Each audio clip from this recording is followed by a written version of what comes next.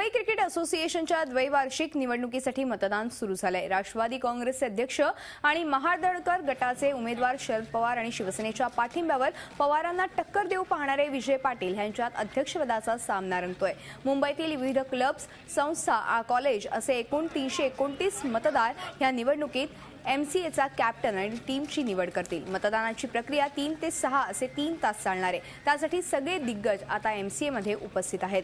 उद्धव ठाकरे, आदित्य ठाकरे, सुभाष देसाई, अनिल देसाई यांनीही यावेळी मतदान केलंय।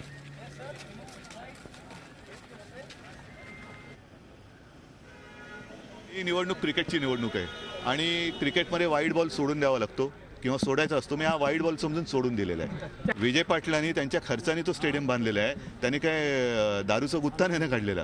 त्याच्यामुळे विजय पाटील यांचं योगदान लोक बघतायत आणि मला वाटतं एक चांगला माणूस आहे। ही क्रिकेट फर्स्टची टीम ही चांगली टीम आहे आणि म्हणून मी त्यांच्या मागे उभा आहे। राजकारण करण्यासाठी उभा राहिलेलो नाही, क्रिकेटसाठी म्हणून मी उभा राहिलेलो आहे। झी 24 तास रहा एक पाऊल पुढे।